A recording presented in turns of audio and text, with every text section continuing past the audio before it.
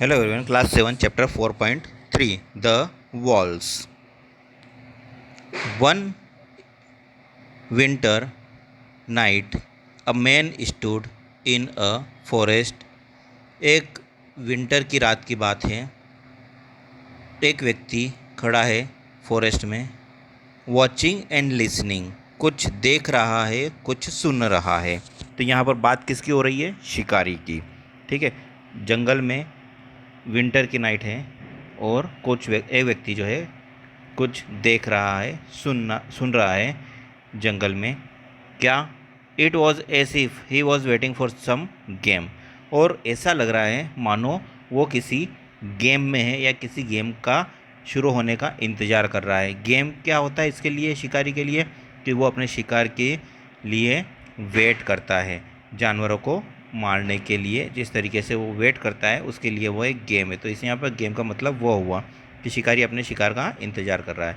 To come with the range of his rifle, और जो शिकार उसकी राइफ़ल की रेंज में आता है, यानी राइफ़ल की जितनी रेंज होती है गोली चलाने की उस रेंज में आ जाए।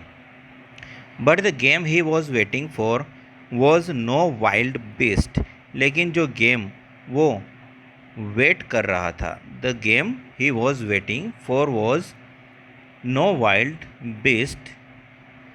उल्रिच was in quest of a human enemy, लेकिन वो जो है इंतज़ार कर रहा था। नॉर्मली शिकारी किसका इंतज़ार करते हैं? अपने शिकार का, यानी कि जानवरों का। लेकिन ये यहाँ पर कुछ और हो रहा है, यहाँ पर वो अपने ह्यूमन एनिमी का इंतज़ार कर रहा है जंगल में।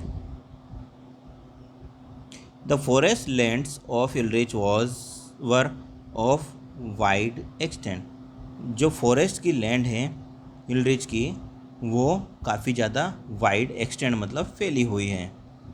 But the narrow strip of hilly woodland where he now stood was the most jealously guarded part of his land, लेकिन जिस जगह पर अभी वो खड़ा हुआ है इस कहानी में वो काफ़ी ज़्यादा जलस वाली, यानी कह सकते हैं दो लोगों के बीच में जलन भावना वाली वो प्लेस हैं।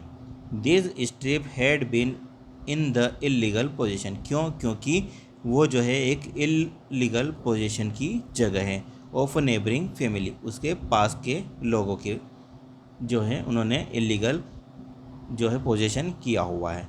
After a bitter lawsuit Wildrich father had been able to regain this small piece of land, लेकिन आफ्टर लॉ यानी कि लॉ सूट आने के बाद, रिजल्ट आने के बाद उन्होंने यूल्ड्रिच के ग्रैंडफादर जो थे उन्होंने इस ज़मीन को वापस हथिया लिया था या वापस अपने कब्जे में ले लिया था या उनको वापस से प्राप्त हो गई थी, और दूसरी पार्टी जो है उसको देना नहीं चाहती थी।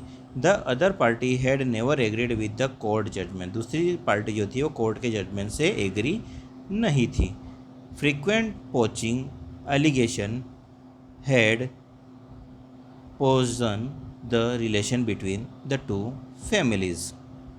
पोचिंग मतलब हंटिंग बर्ड और animal on somebody's else property illegally, यानी दूसरे की प्रॉपर्टी में जाकर इलीगल तरीके से जानवरों का शिकार करना।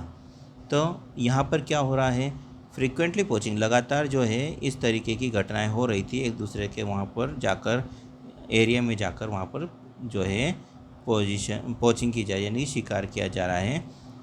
The relation between the to, तो इससे कारण क्या हुआ? दोनों फैमिली के बीच रिलेशन में जहर घुल गया। पॉइजन मतलब जहर घुल जाना रिश्तों में। The feud had grown into personal enmity since when Ulrich had become the head of the family, जब यूलरिच फैमिली का हेड बना तब फ्यूड यानी कि bitter dispute between two people और अ ग्रुप, यानी दो लोगों के बीच में जब काफ़ी ज़्यादा डिस्प्यूट होता है तो उसे फ्यूड कहा जाता है। तो ये काफ़ी ज़्यादा बढ़ गया जब ये यूलरिच जो है अपने फैमिली का हेड बना। The one man he hated most in the world was George, और वो दुनिया में सबसे ज़्यादा नफरत करता था वो जॉर्ज से, यानी कि सामने वाली पार्टी से। The head of the neighbouring family, यानी कि उसके पास वाली जो फैमिली रहती थी उनसे। George was a frequent पोचर, George तो था वो बार बार गलत तरीके से उसके इलाके में आकर शिकार करता था। In the disputed forest area, जहाँ पर उसको आने के लिए मना किया गया था। And Ulrich thirsted of his blood, और यूल्ड्रिज जो था उसके खून का प्यासा बना हुआ था। ओके स्टूडेंट, इस स्टोरी का पार्ट 1 यहीं पर फिनिश हो रहा है। इसका पार्ट 2 आपको नेक्स्ट वीडियो में दिया जाएगा। आई होप आपको यहाँ तक समझ में आया होगा। Thanks for watching, see you next video.